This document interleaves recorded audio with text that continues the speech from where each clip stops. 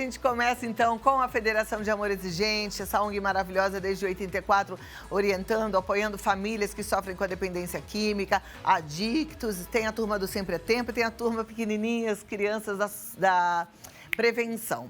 Amor Exigente é o máximo, faz reuniões semanais com foco em prevenção, sobriedade, e tem também reuniões online, ou seja, você pode e deve participar em qualquer lugar deste planeta.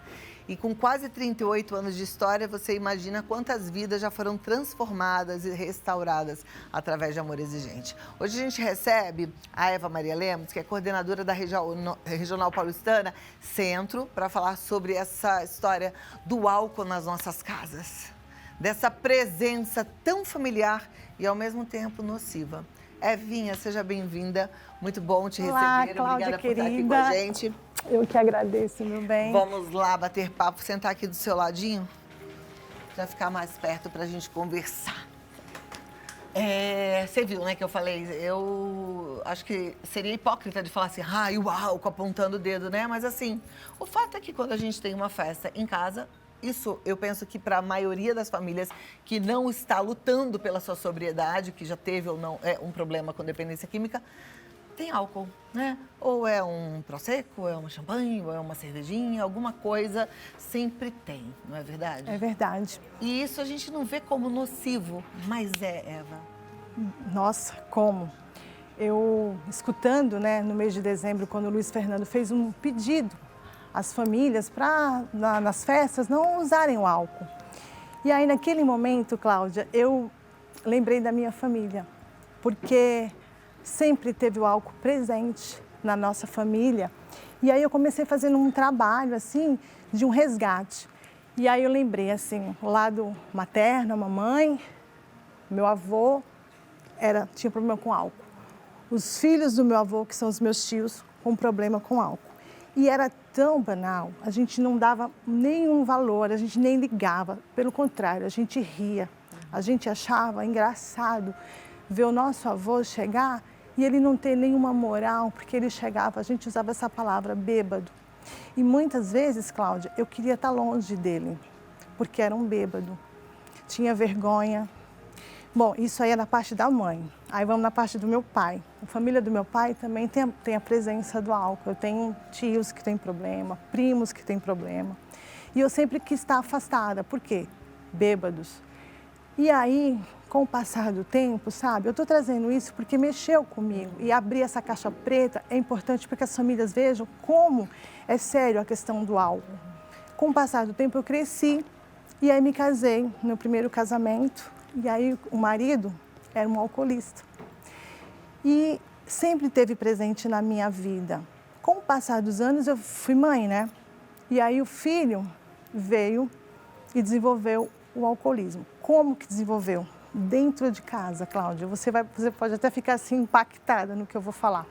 Mas ele, aos 11 anos de idade, ele olhou na televisão um comercial de cerveja, que mostra a alegria, sol, amigos, né? Aquela festa. Ele falou assim, nossa mãe, dá até vontade de beber cerveja. E aquilo eu não liguei, porque era normal a presença do álcool. Eu achava que era normal. Quando foi um dia, ele já adulto, lá no Instituto Padre Haroldo, ele conversando com um psicólogo lá, veio à tona qual era o problema dele, né? Que é o alcoolismo. Aí ele contou como foi que ele começou a beber. Com o meu pai. Meu pai ensinou ele a beber e colocava a chupeta na cerveja e colocava na boca. Então, assim, por isso que o Amor Exigente lembra isso. Pessoal, se o filho está com problema com álcool, tira o álcool de dentro de casa. E o pior é que a sociedade aceita. Sim. Não é? É uma droga lícita que você encontra em toda esquina e as pessoas acham normal. E sabe quando é que as pessoas conseguem olhar para aquele ser humano? É quando ele está lá no chão, sem dente, sem família, que não tem mais nada. Aí é um problema. Mas o problema, muitas vezes, está dentro de casa. Esse mês, que é o princípio identificador, né? Quem eu sou, de onde eu vim. Quando eu olhei assim para trás, que vi toda a minha, os meus ancestrais, né? Que teve isso, eu falei assim, graças a Deus que eu entrei no Amor Exigente e hoje eu consigo olhar para essas pessoas da minha família com amor, com compaixão, porque antes eu olhava com vergonha, com deboche, sabe? Aí cheguei no Amor Exigente, comecei a entender o que era o alcoolismo. Até então eu não sabia qual era o problema do filho, eu achava que ele usava, né?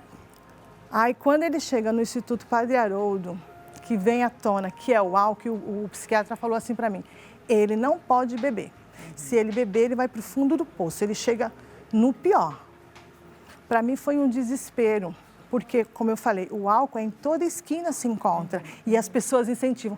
Bebe um copo, é só um copo, pronto, acaba ali. E aí eu fico muito desesperada, assim, eu não demonstro, né? Quando eu escuto uma mãe falar assim, ou um pai, mas ele só bebe final de semana. Aí eu, ai meu Deus. Aí quando a gente vai conversando, a gente descobre que quando bebe, bebe de verdade e vai no fundo do poço.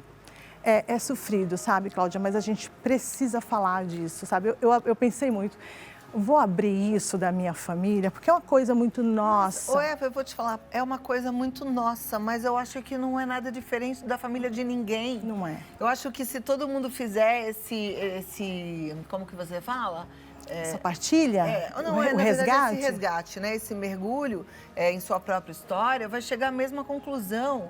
Se eu olhar para trás, eu me lembro de ser bem pequenininha e na minha família os natais também eram muito cheios de álcool, né? E de ter um bêbado, um aqui, outro ali, enfim. E eu não preciso ir lá atrás, eu vou falar para você, hoje em dia, a gente não tem ninguém que fique bêbado, hoje os jovens falam que DPT, mas tem também a presença do álcool na minha família, né? E eu digo assim, tem uma champanhe que a gente abre, tem que eu fico pensando, gente, será que todo mundo que foi convidado ali pode? Porque a gente tem essa questão, né? A gente precisa ficar muito atento.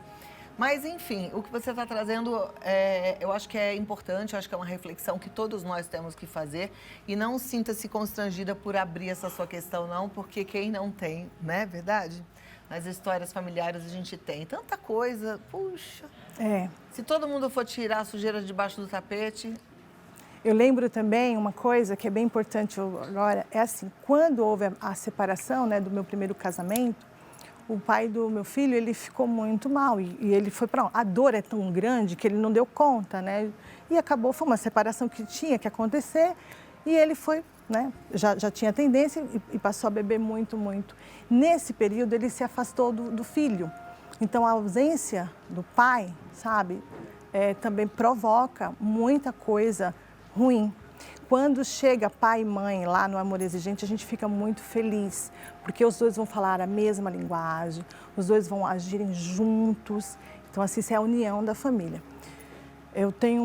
Nós temos um amigo, né, um terapeuta, o Lucas Noura, que eu vou ver se ele vem um dia aqui falar da importância da presença do pai na vida do filho. Porque tem coisa assim a ver com o álcool, sabe? Assim, são estudos e é tão importante a gente ter conhecimento, porque muda a lente, muda o olhar, sabe? Daquela pessoa que eu via um bêbado, ou ali no chão um drogado, e hoje eu consigo ver que é um alcoolista que tem uma doença. E aquele drogado, eu sei que não é drogado, eu sei que é um dependente químico, um adicto, que ele sozinho ele não consegue. O que ele precisa é de orientação. Primeiro ele tem que querer, mas quando eles querem e que eles entram em recuperação, é uma coisa fantástica. É lindo demais ver isso. Agora você falou uma coisa do pai, né? Minha cabeça foi longe, eu fiquei pensando, sim, claro que tem a ver com o pai. Porque beber, isso principalmente para os meninos, tem muito a ver com honrar o pai. Porque parece que todo homem que cresce bebe, né? Uma cervejinha. Então, que lindo que vai ser se cada pai puder ser o exemplo de um homem limpo, de um homem sóbrio, né? Do filho falar assim, eu vou honrar o meu pai sendo sóbrio também, eu vou honrar o meu avô, eu vou honrar os meus ancestrais sendo sóbrio. Porque às vezes traz no DNA, tá, gente? Porque assim, não é só o olhinho, narizinho, cabelinho que puxa aqueles que estão lá atrás, não. As doenças, as dores, essas questões também são trazidas ao longo das gerações. Então, a gente precisa ficar muito atento. Eu achei muito legal isso que você está falando, porque é muito importante, né?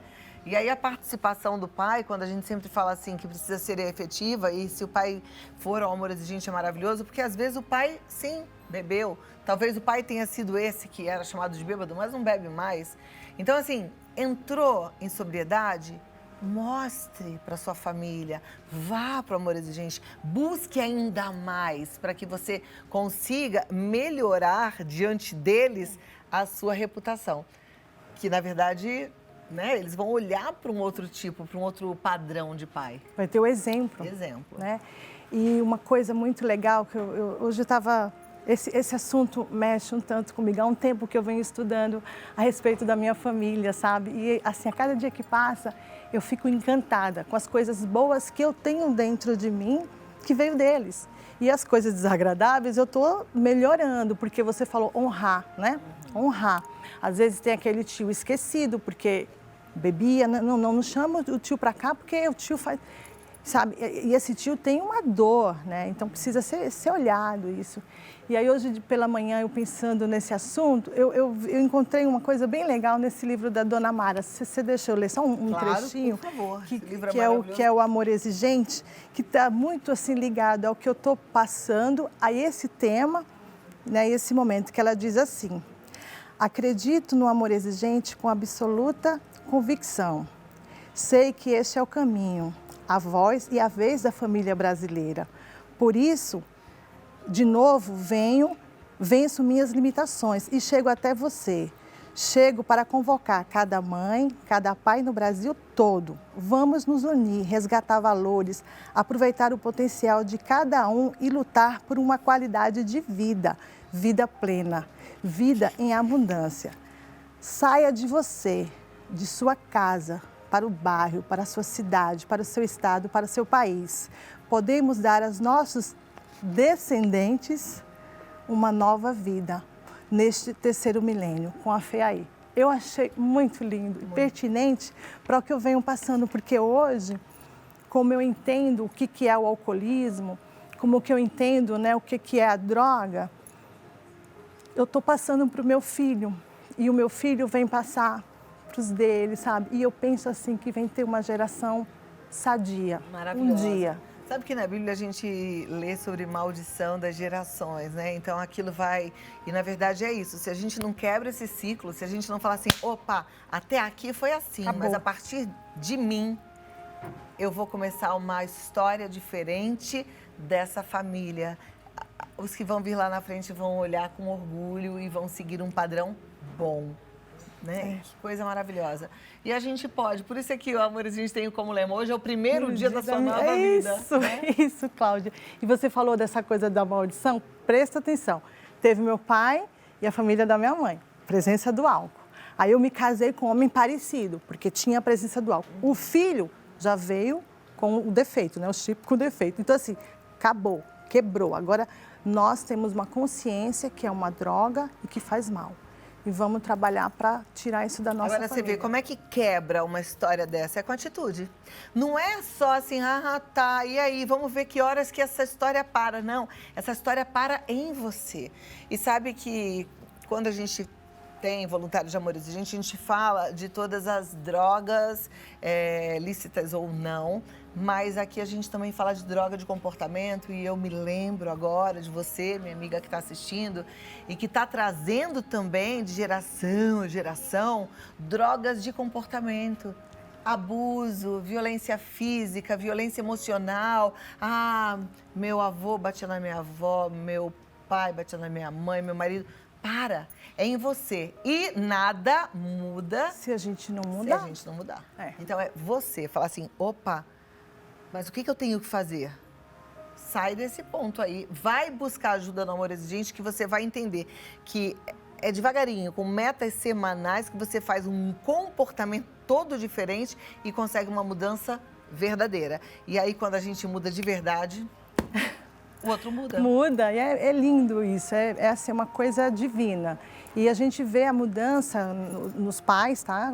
A cada semana, não é fácil, não é rápido, mas cada um tem o seu tempo. E é lindo ver, assim, os pais chegam assim, as pessoas chegam lá tristes, né? E com alguns meses estão numa alegria, assim, e vendo a mudança acontecer dentro de casa, porque começa primeiro em mim.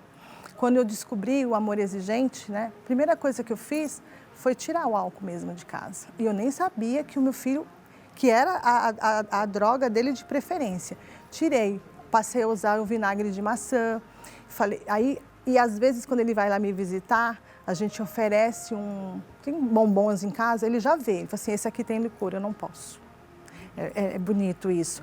Dele saber que ele entra dentro do supermercado para comprar verdura, legumes, ele tem que ir para o lugar do supermercado que tem aquele corredor. Ele não pode ir para o corredor de bebida. Isso é fantástico. O que é isso? É muito legal olhar para a Eva falando assim, que eu fico pensando assim, gente, mas quantos anos tem esse filho? Não é? Vamos ver se ele vem um dia aqui. Ele tem 2 anos que ele está em recuperação. Vamos ver se ele vem. Tem quantos anos? O André, 29. Quem diz que a Eva tem um filho de 29 anos, 29, né, gente? Que coisa boa.